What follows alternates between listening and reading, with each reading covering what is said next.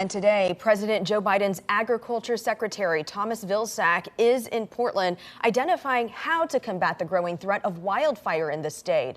Brandon Thompson speaking with the secretary and state leaders about whether their action is even happening fast enough. Brandon? There is a lot of work to do, Jeff and Elizabeth, to prevent forest fires. Then there's ensuring that there are enough firefighters once one breaks out. Now, there is a lot of money being thrown at both, but the secretary acknowledged today that money alone is not enough.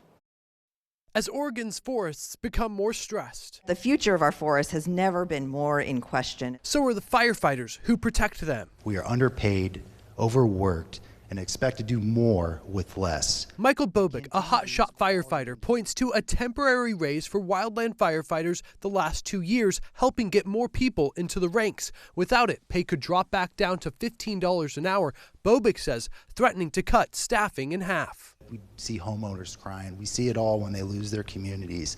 It's tough on us. It's tough on everybody. These guys and gals, they work a tough job.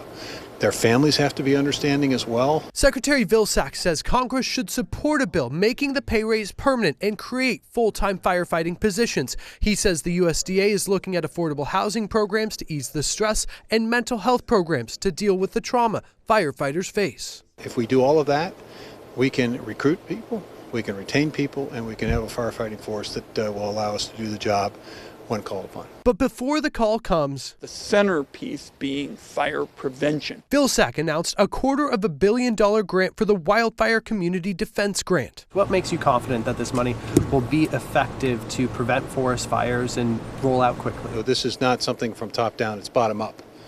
Folks have helped us to identify the priority fire sheds that pose the greatest risk. In the first round, Oregon got $23 million, going to mostly fuel and vegetation mitigation in Douglas and Grant counties. The money this round targeted at the community level. So they can work with homeowners and business owners to make sure that they are doing what they need to do proactively to reduce the risk of fire impacting and affecting the community.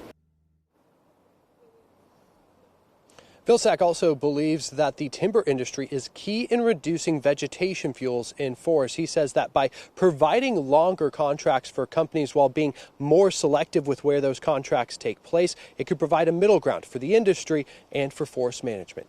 Live in Southwest Portland, Brandon Thompson, KOIN 6 News. Yeah, great reporting on this big issue that affects all of us. Brandon, thank you.